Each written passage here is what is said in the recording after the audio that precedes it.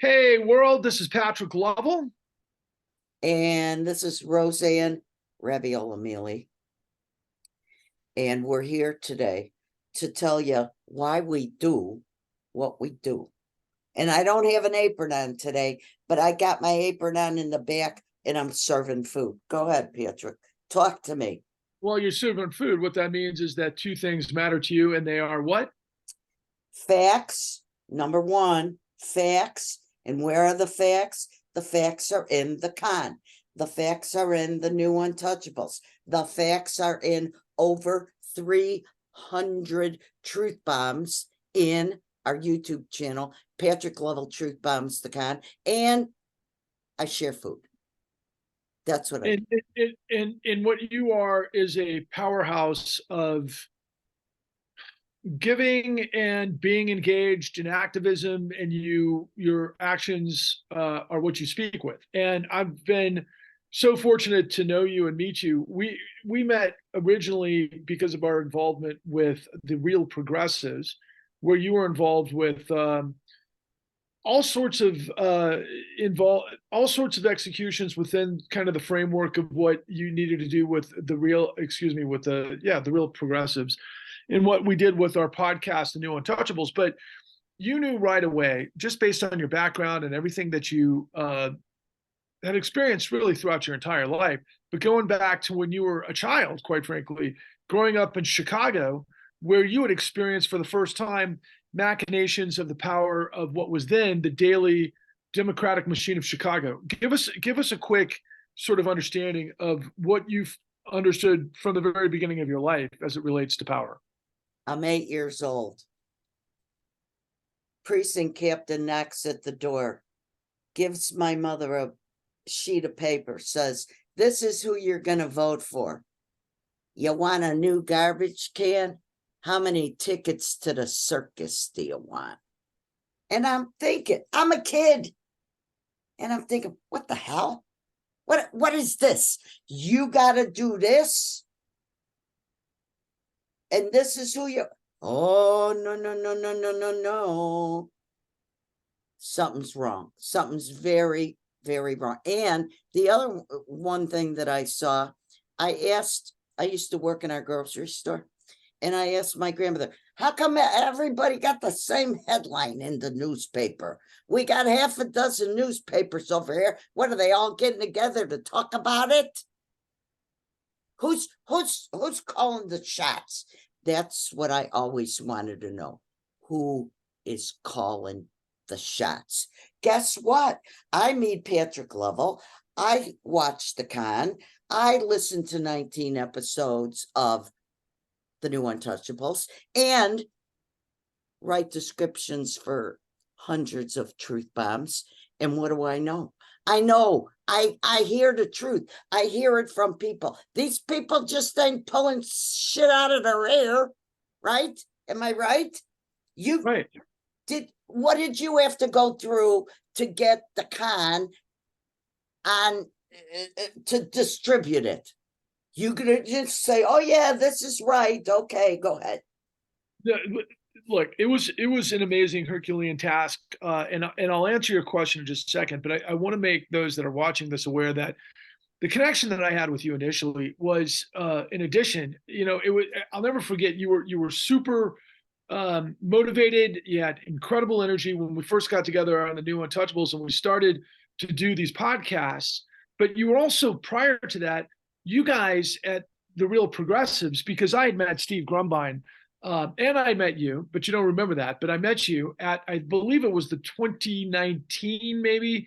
I think it was 2019 MMT Yeah, conference. September 29th, 30th of 2019. Yeah. Right. And I, what led me to MMT was this sort of like, as I had to do all of the research for the con and everything that it led to, where we actually had to kind of learn the law, right? In all sorts of frames of, policy and, what constituted the financial structure of our country in a way that I didn't know before, because that wasn't my area of study in college, for example. And yet I was always very curious about money.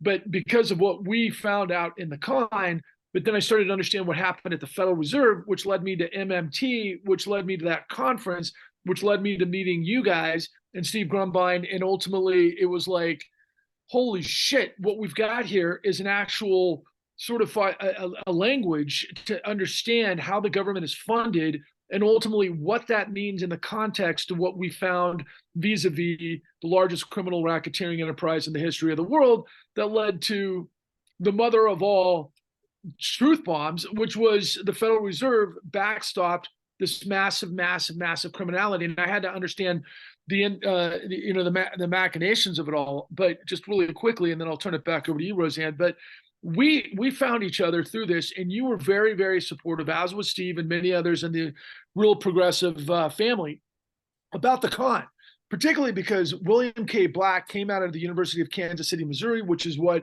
a lot of the top economists in the MMT family came out of, like Randall Wray, and of course, Stephanie Kelton and others, and Fadel Kaboub. And actually, Fadel Kaboub did not come out of UKMC. I'm sorry. He came out of Denison in Ohio. But in either case, it was like there was this suddenly I found this blueprint to understand the last piece of the equation. And you were completely on board. But this is what I wanted to tee you up on.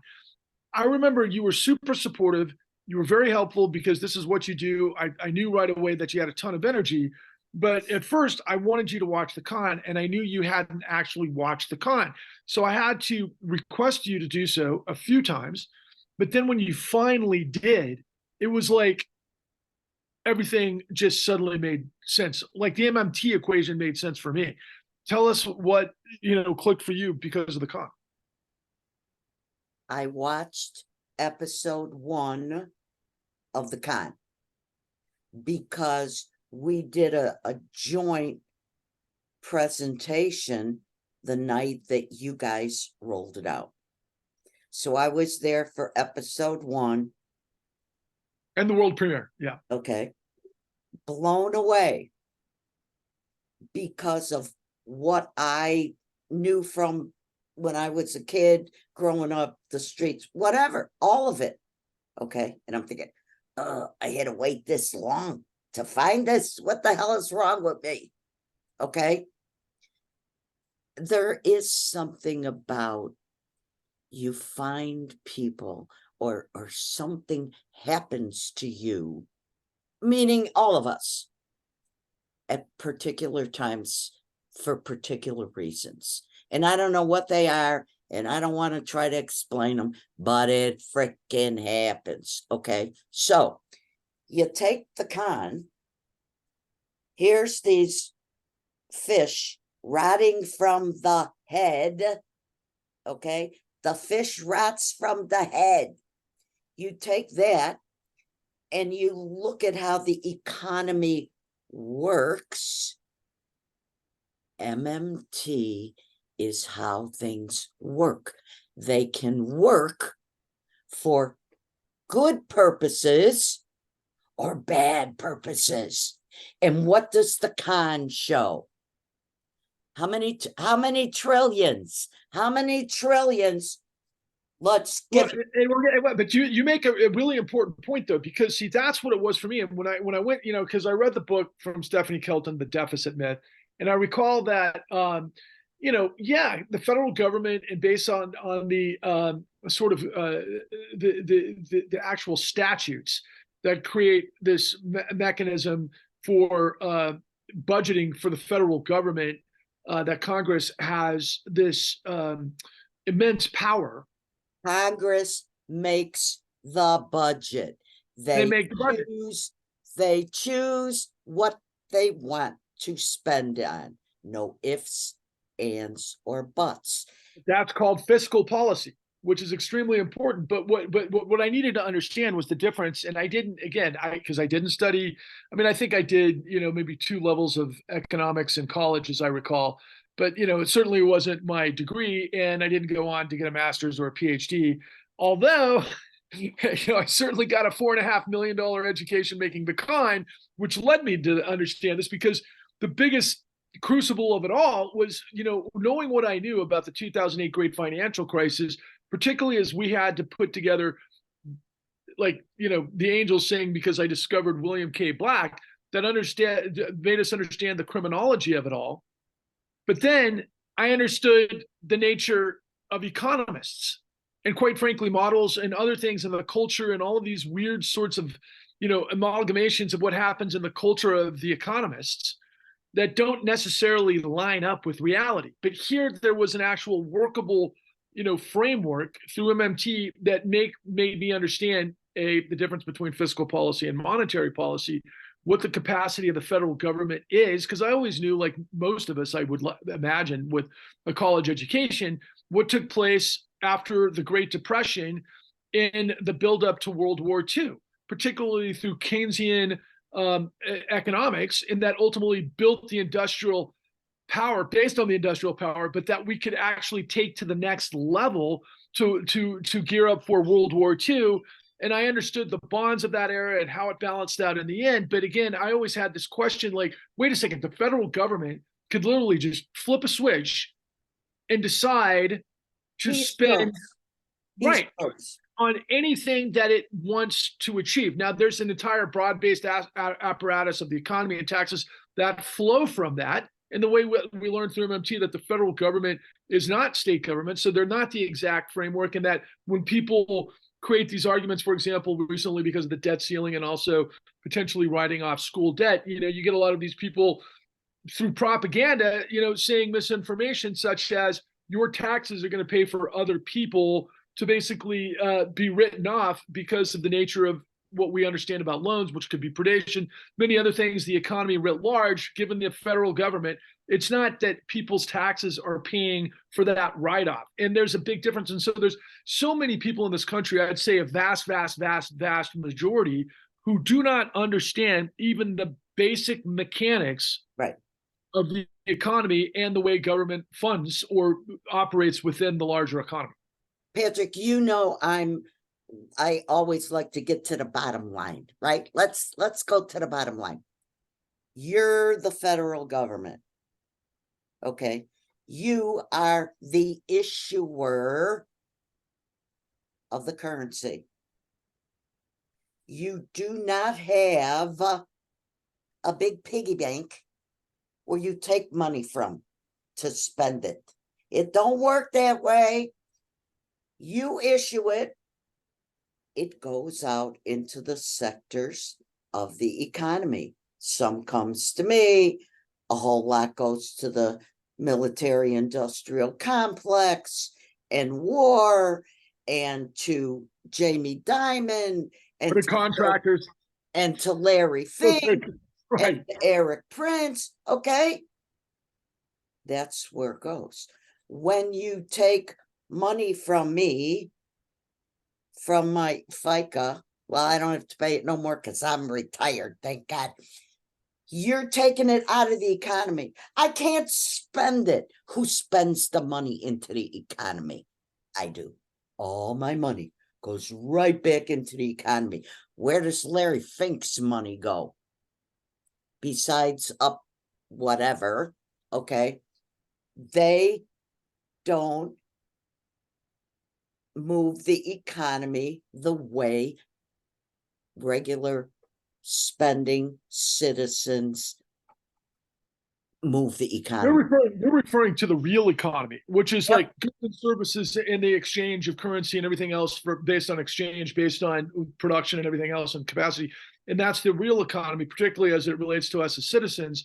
And again, we could get into this dialogue all day, which isn't the point of what we're trying to achieve right here, but it is a good primer to understand first and foremost that the federal government spending deficit is the surplus for the actual economy.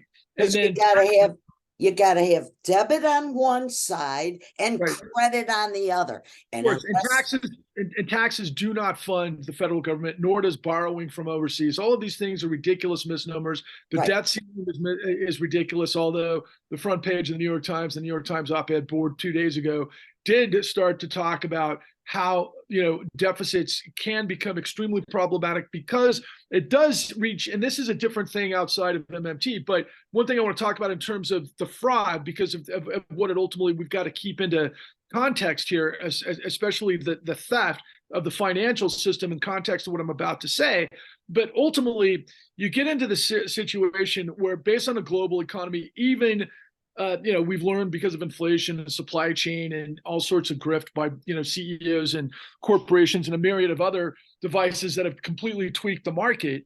But the long and the short of it is that my point is at this stage of our conversation that there can become a significant problem when you can never keep the debt under control vis-a-vis a global consumption scale. There is a point, I think, that could become problematic based on bonds, but bonds are bullshit, and we'll get to that in a minute. But I want to bring this back, because I don't want to get people too lost, because what's really important is that what you and I have configured, and we've completely become a team, and we've got other people on our team, but what we need people to try to understand is that the con was this incredibly multi-year extravagant journey into being able to aggregate the elements that the federal government of the United States, to the tune with our institutions that get budgets of $90 billion a year from the FBI, the DOJ, the SEC, and many more,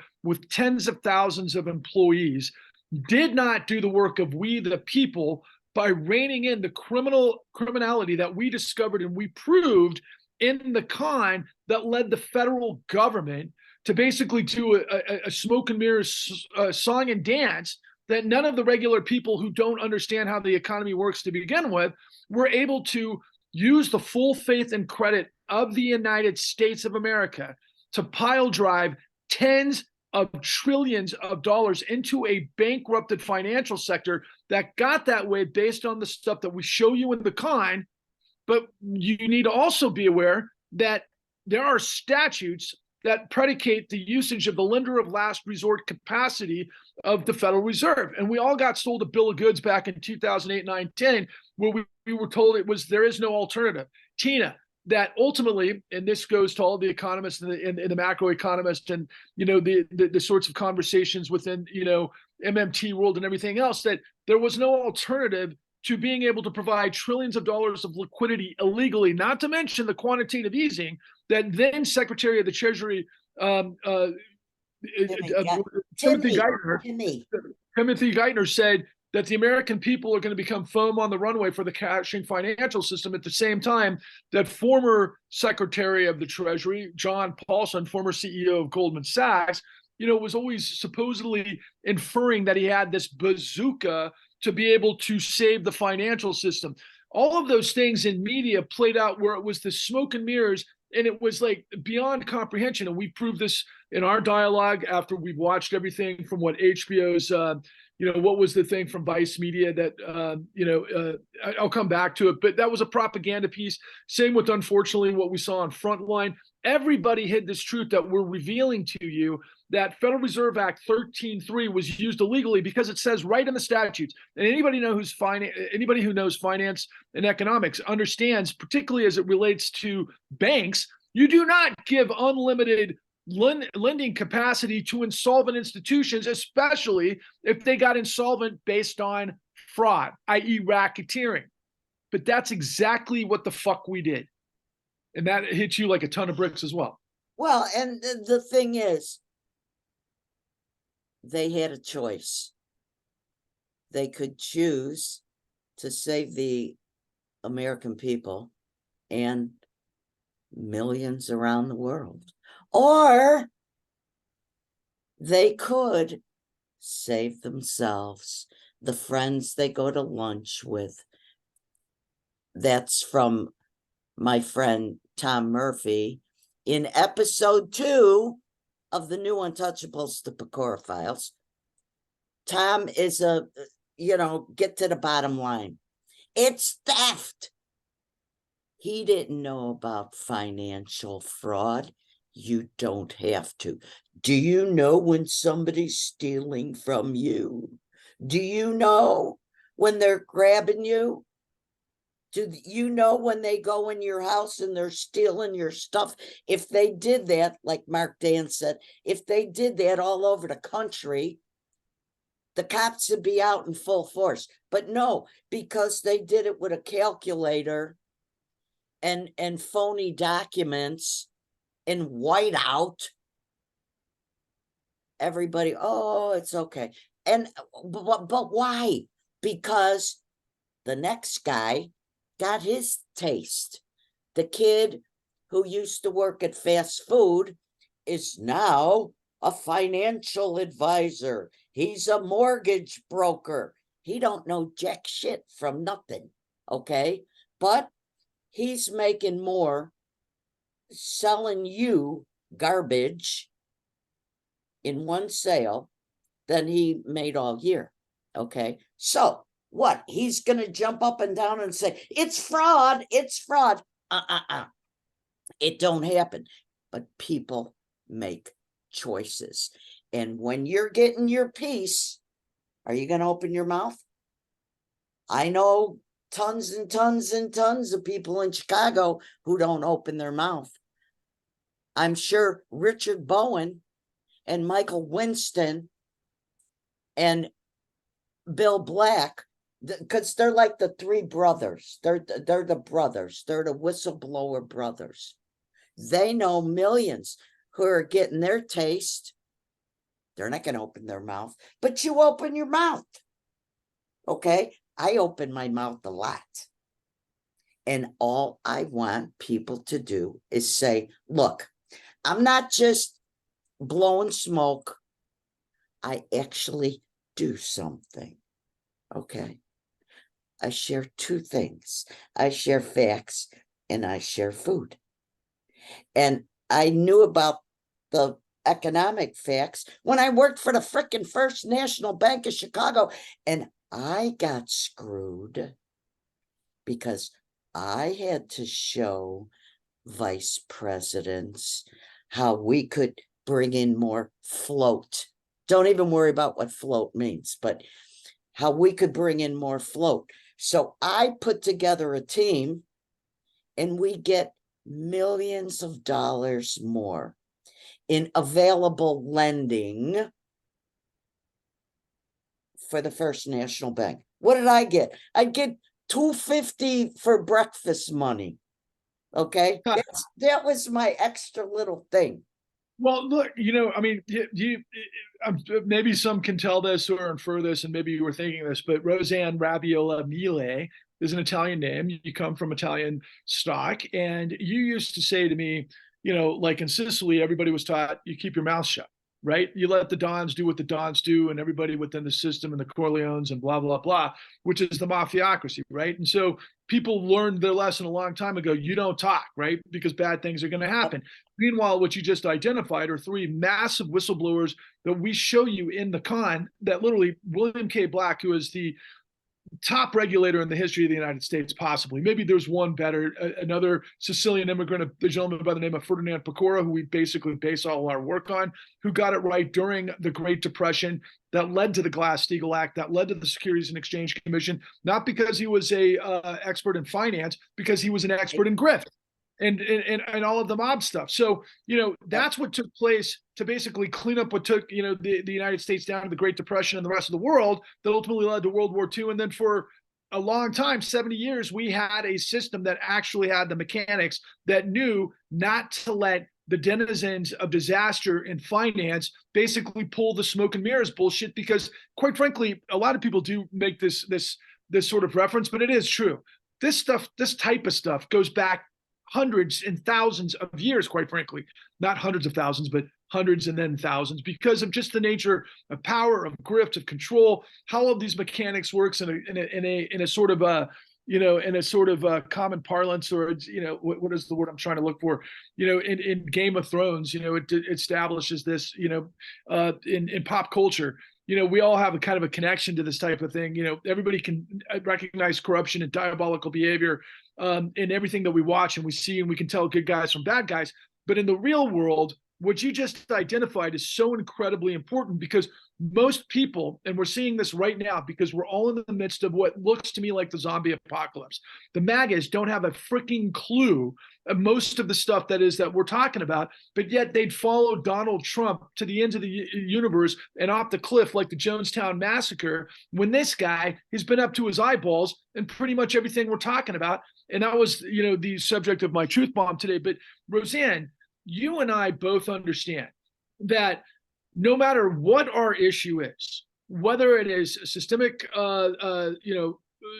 racism in our economy or in our Prison prisons, reform, medical, you name it, health. environmental problems, no matter what the situation is, which was also a part of my truth bomb today, because that is the deep state. This deep state is this hybrid financial sort of corporate juggernaut, which I call corporate fascism, undergirded by a criminal syndicate that uses socialism, i.e. MMT, to fuel the mafiocracy that's now creating fascism. And guys, it's the end of the fucking world. I'm sorry. It's like, to know that this is possible in the United States, the only way this happens, if you're scratching your head and you're like, well, look, Patrick and Roseanne, they spend hundreds of hours, thousands of hours bringing this to us. They're slamming it. Now you see us two together on screen because we're walking lock and step, and we need millions of you to join us, because what we're telling you is what you already know. The system is rigged. The law isn't equal. We live in a perverse inverse of what we think we are as the United States. And the question has got to be, Roseanne, why would anybody in their right minds allow that to happen if they had the evidence of what exactly is going on? That's the whole thing. They say it's rigged. I can't do anything, blah, blah, blah, blah, blah. They say all that stuff. I know corruption. You don't know the who, what, when, where, frickin' why. Open your eyes. Use the muscle between your ears and grab it. You can grab it. You can touch it. You watch it and you can feel it. You can feel Richard Bowen. You can feel Michael Winston. You can feel Bill Black. And you do that, and then you go and see them in the new Untouchables, and they go in your head, okay? And you remember all these things. How many times have I said to you about what Paul J. said, what Dennis Kucinich said, what this one said, what that one said? Why? When you freaking focus, when you focus and pay attention, you see something that you cannot unsee, no which way, shape, or form. That's it. Which is the truth. And that's the whole thing, because see, what most Americans don't get and what they've given up on, and this is the irony, and this is what I bring to our conversations all the time. The United States was formed to purge tyranny with all of its original faults and everything else and its original sin. It's still the idea of it was to create separation of powers predicated on the rule of law, where no man or company is above the law. Because if you hold power to account, then you don't have fucking tyranny. And that's the idea. And then, of course, we had to go through everything we've had to go through, only to get us to 2023, which is kicking us back 100 years if these MAGAs win. But to you, in terms of the Sicilian metaphor and everything else, look, a lot of people are scratching their heads going, look, this is beyond me. I can't do anything about it. Somebody's in control. There's no remedy. There's nothing I can do about it. First of all, the country is designed for citizens to unite, to rise up, to hold power to account. That's the first point of being a citizen, which you got to be informed. Now, I grant most people, we've got asymmetric information, we've got corruption in our media, we got problems in our politics, and we've got overwhelming information across the board where people can't see the forest where the tree is. But does that mean that the tree fell in the forest and nobody was there to hear it? Did it fall? Of course not. The fact is, we've got to make that bridge and connect with everybody to understand that the financial system of this country pulled a coup d'etat long before the January 6th insurrection.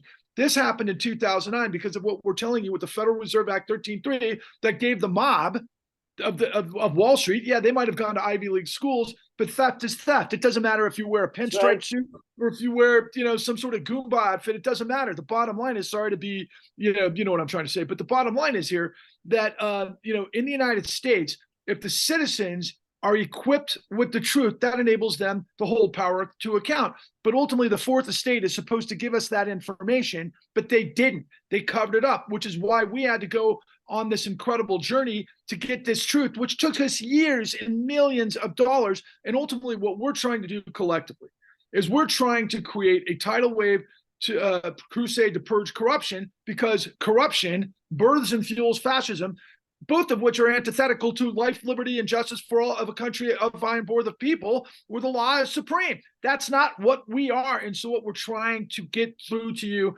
is that here are two people that come from different sides of the universe, completely different experiences, but at the same time, we understand the freaking presumed nature and the purpose of the United States based on its law. And so what we're fighting for is to get your attention to come on board with us. We have to raise capital, and I'll put this into context, and then I'm going to leave it up to you. The bottom line is we spent $4.5 million.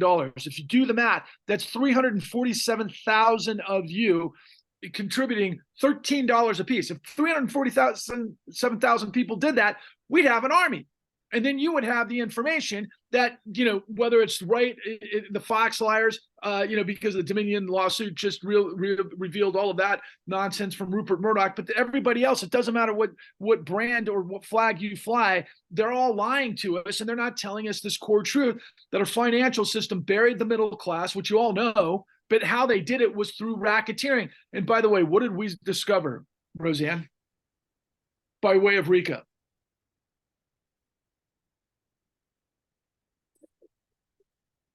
Can I just use a hashtag? First of all, I just have to say it like real fast to people. Like hashtag, it's not rocket science, it's racketeering. That's one thing. And then RICO, the criminal statute, okay, one attorney general in this whole country, one used it. Where were the other ones? What the hell were they doing? Oh, I think they were checking in on adult porn, because Alberto Gonzalez, that's real important. During the Bush administration. Okay, that's real important. We got to go there. But when you said the 347,000 number, I've heard you say it before. But here's the thing. In my lifetime, I have been in the street on a number of occasions with more than 347,000 people. I mean, I remember how many times we blocked off Dearborn Street. 100,000 people here, 100,000 people over there. Let's go over to Grant Park. No internet, no social media. Stuff is getting thrown at everybody. Block it out, people. Block it out. Stop it. Stop. Focus. Just focus. See, because I have like a two-prong approach and do facts and food, when I'm thinking about my facts, I'm cooking. And then I pack up all my stuff, and then I take it, and then I go to the people and I talk to them. And I go here and I talk to this one and I talk to that one. It's not hard. Okay? Don't worry. You know what I mean when I say this. When I say don't sweat the small stuff, all that means is you don't have to know math formulas or this or that, or talk in bullshit words like Jamie Dimon and make it sound like you're so smart. You don't have to think about that. Don't pretend that you're pretending. You're pretending, people. You think, oh my God, he's so smart. Because you don't understand what he says. You think you're not smart and he is. You know what? He's bullshitting you. He's making shit up. Jerome Powell's making shit up. Janet Yellen's making shit up. You know, they're all making up shit to confuse you. Don't be confused. Think of a couple of things, okay? It's not rocket science, it's racketeering. Failure is not an option. Criminals in suits with no shame will do anything and everything, and they got a recipe to confuse you and make you think they're smarter than you are. They got, there's it's just a line from a song. No fist in that glove. No fist in that glove. Show them up. What the hell? Hey, listen, everybody goes to the bathroom the same way. Unless you got a colostomy bag, okay? That's the exception. You know, everybody got to kind of find a, you know, you go one way, your way, I go my way. Everybody does it. Now, don't they? Don't they? The Pope, the Dalai Lama, Donald Trump, Melania. What, she got a special way to pee? I mean, come on.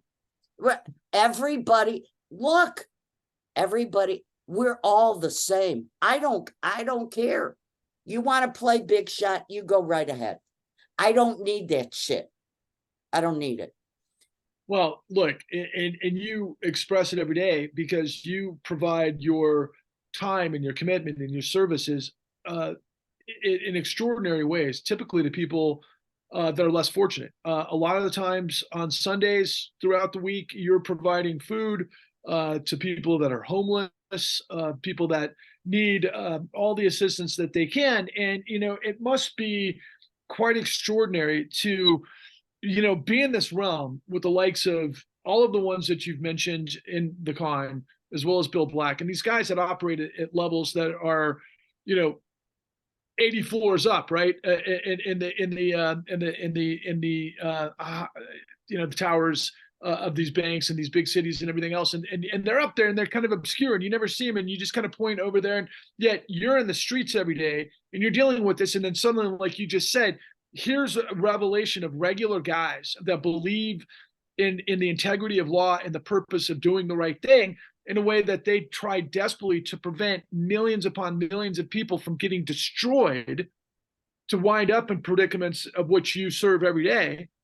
And yet there's a disconnect between people everywhere. It's like the people that are in dire straits a lot of times have zero understanding that that someone tried to prevent them from winding up in that fate. Now, I'm not talking about people with mental problems and other issues that are outside of this, but there's economic issues that a lot of times drive people into poverty, which of course you and I both know is really the only crime in this country. You can lie, steal to the tune of millions that cost trillions, that destroy tens of millions, and there is no accountability for you. But how about the people you serve on the street every single day that absolutely have zero you know, resources? I mean, it's like when you're at that level, there's no way you can fight back. What do you try to do to bridge the gap between what the knowledge is of what you now know the system works inside and out from what you already knew with finance and the macroeconomics, but now with the revelations of what you knew from a little girl, the A, B's, and C's of the big boys that basically pissed on everybody's head, telling them it was rain, only to create this massive, you know, absolute carnage in the streets of America right now. And we've seen homelessness go through the fucking roof. Tie that all together for us. You know, when I go to Hebron or on the west side of Las Vegas, what I do is to, and they tell me this at Hebron all the time, whenever they see me, I'm always smiling at them. Okay.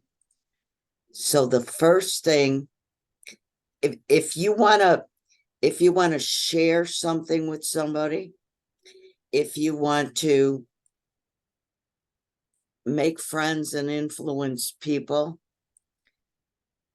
you have to get them to trust you. Now, I don't do this for money or this or that or the other. I look at people and I look in their eyes, and the first thing I ask them after I smile at them is, "What's your name?" Okay. And I can't tell you how the people that I see get treated every single day.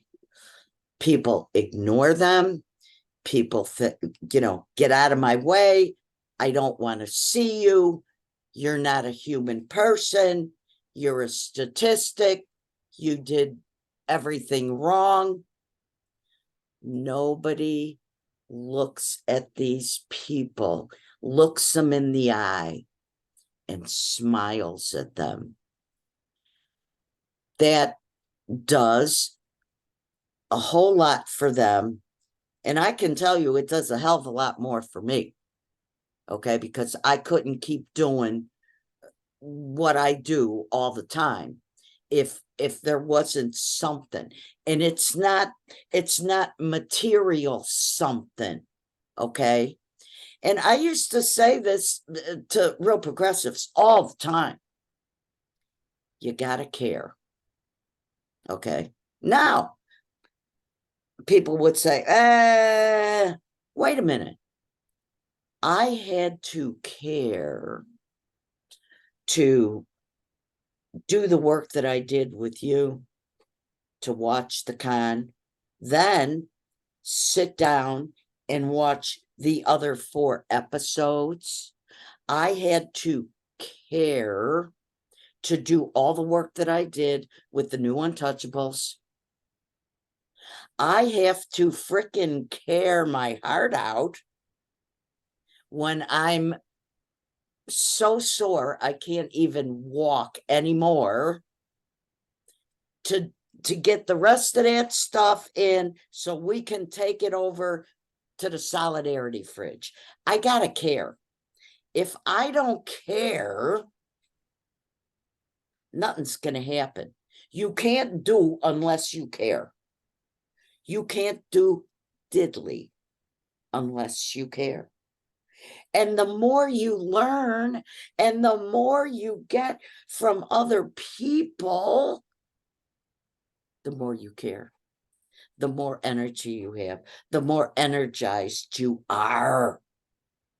And those people are doofuses. They're weasels. They're scumbags. What people? You're talking about the financiers that pulled the wool over the world's eyes? The financial terrorists. That's right. But let's put this into perspective. A lot of people that you probably encounter and look down their nose at homeless people and people that are in desperate straits, and they consider, well, you can't help them. In fact, I think the courts, the Ninth Circuit, recently Just said you can't kick them off the property. something like that. Yeah, Yes. right. But the bottom line is, it's like, one of the go-tos, especially in MAGA world, is like socialism, fuck socialism, right? And all this other kind of stuff. Now, as and I've said in previous Truth Bombs, I'm a producer, so I rely on capitalism to be able to get projects produced like we did that ultimately now we're giving away for free, which is great, all things considered, but it's also a tell of the time, because the only thing that actually has value right now to the American people are lives. And let's put this into context. So we talk about socialism, And Trump, just recently said, yeah, I'm going to prevent socialists and communists from coming into the country, as if there's some sort of socialism box and communist box on the, the point of entry for immigrants, even though I do know you can, if you're doing background searches and you're the CIA and FBI, you can find guys in communist parties that you can't let in the country. That's a different thing than just regular people, like what Trump gets wrong completely. But the point that I'm trying to make is that, yeah, socialism is the bad thing, right? Of course. So, but we gave $30 trillion, $30 trillion, $30 trillion. That's 1,000 billion in a trillion. The GDP of the United States is roughly 20. That's of all sum total of goods and services in the United States manufactured in the course of the year, 25 trillion. The 2008 financial crisis hit the United States economy with a $41 trillion deficit because of what took place from fraud, from crime. We're the United States of America. When you have a crime, you do the time, which leads us to the remedy of racketeering. It's not rocket science, it's racketeering. Meanwhile, millions of you out there are basically allowing MAGA every single day to, for basically point the finger at Biden and call him corrupt, right? Because of all this stupid stuff with Hunter Biden, his laptop, maybe some cocaine, whatever, but Burisma.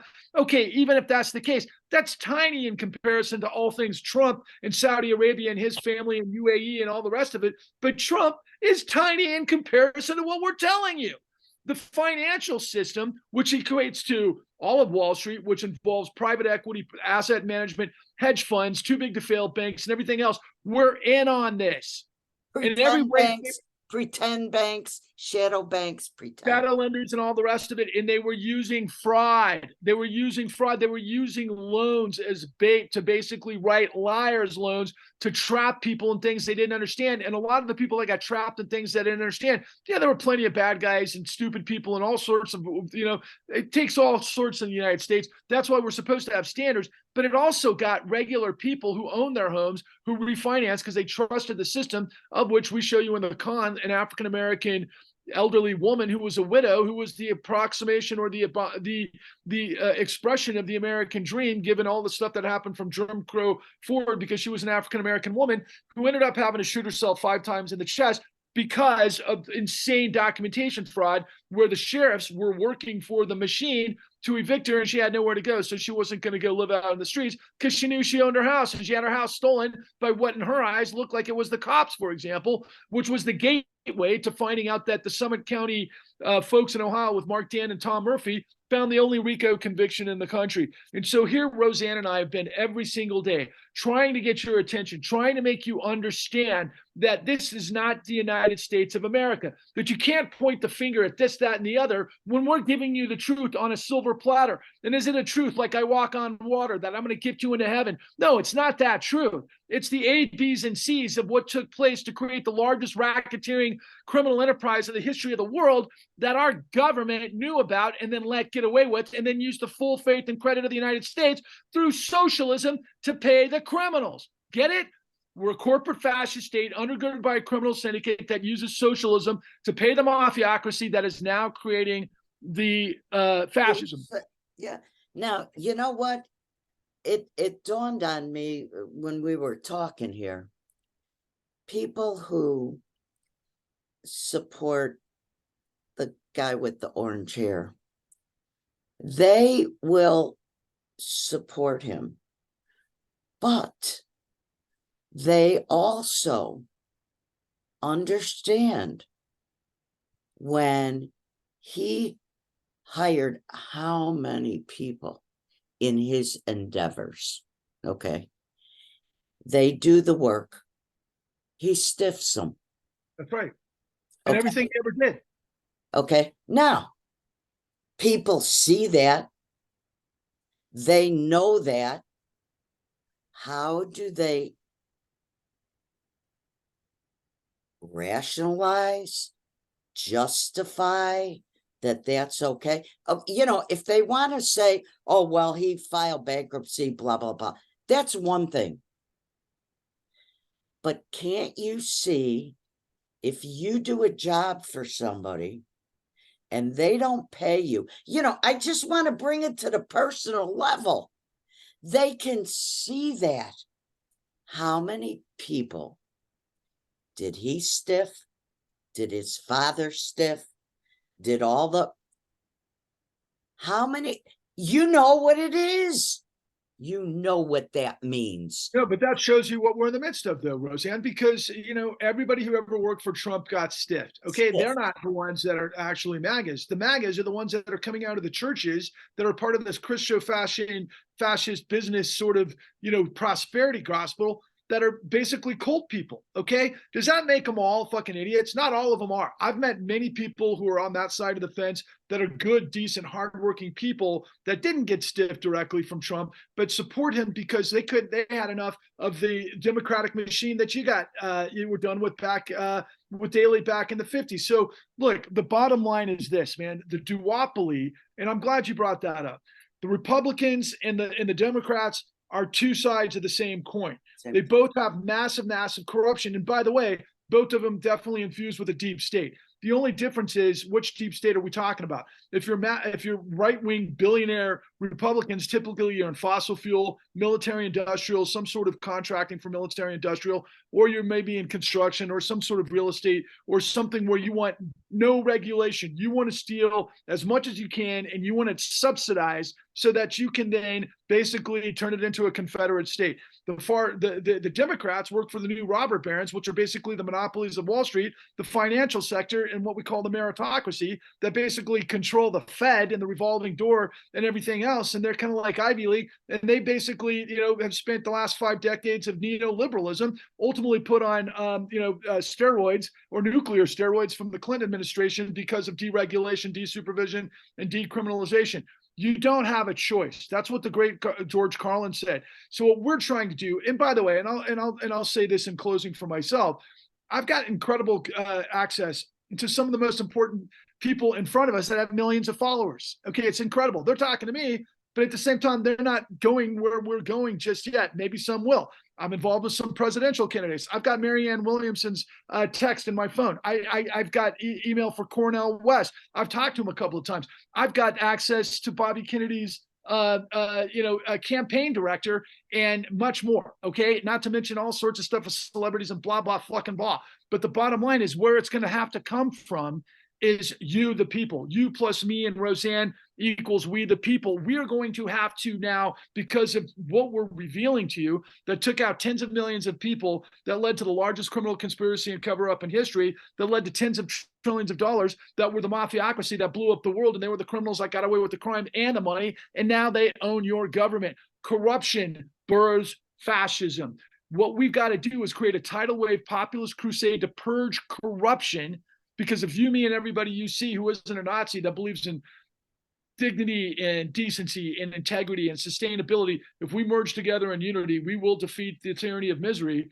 And we're going to usher in a clean new deal, because we've got to have a people movement, kind of like a civil rights movement during the MLK era, to put pressure on then, quite frankly, Lyndon Baines Johnson and Kennedy before him, that led to what? You know, the great, what was it called? Roseanne, help me.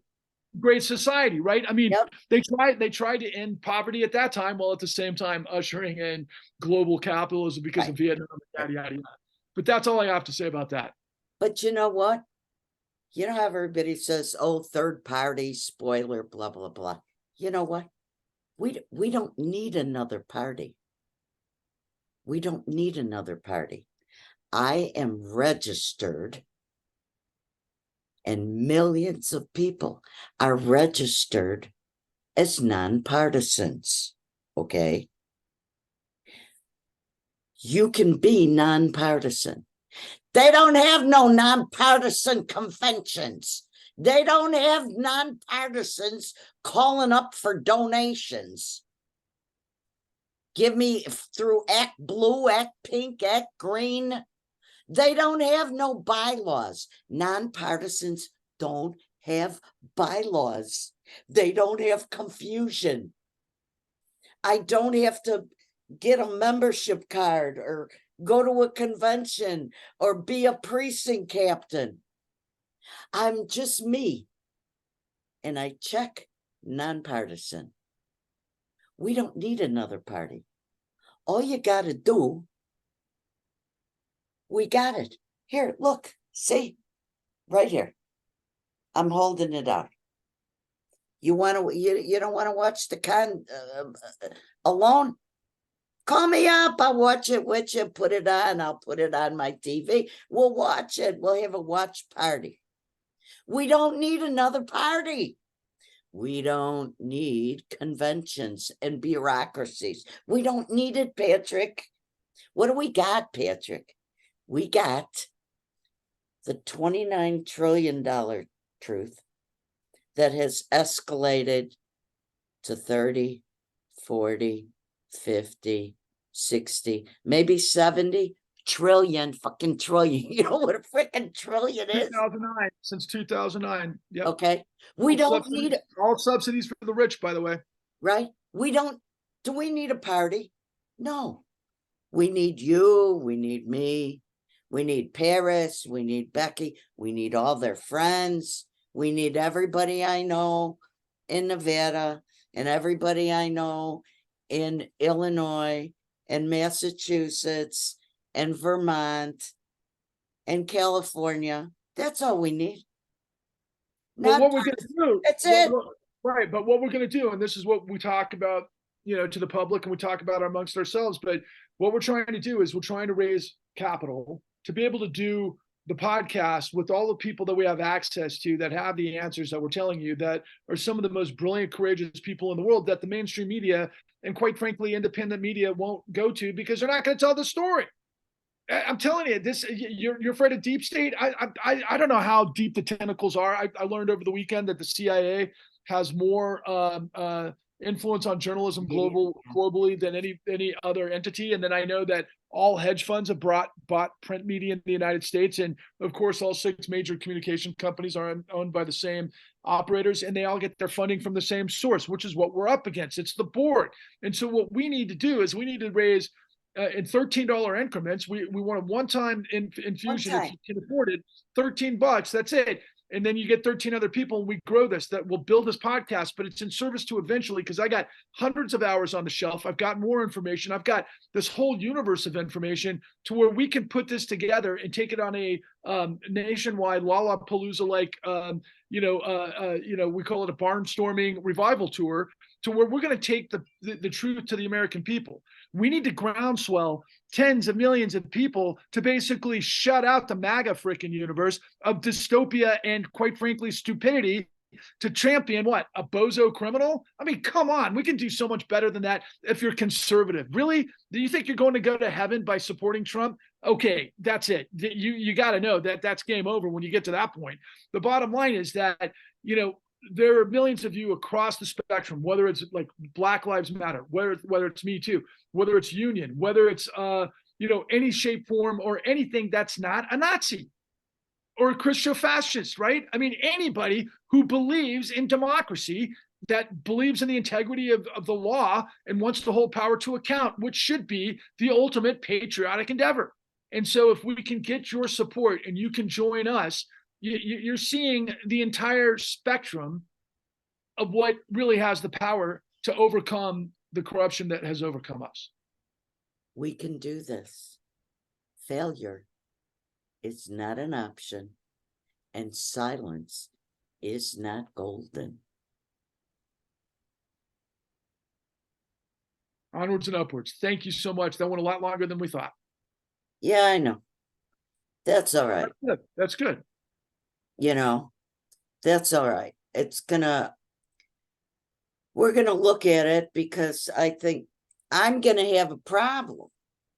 Why? Uploading it. Oh yeah. Shucks. Okay, but that's okay. We're gonna figure out something.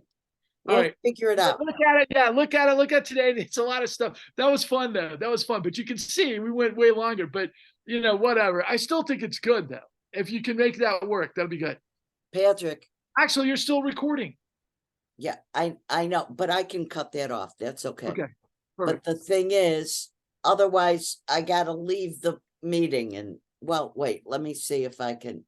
I got a bolt anyway. All right, so go ahead.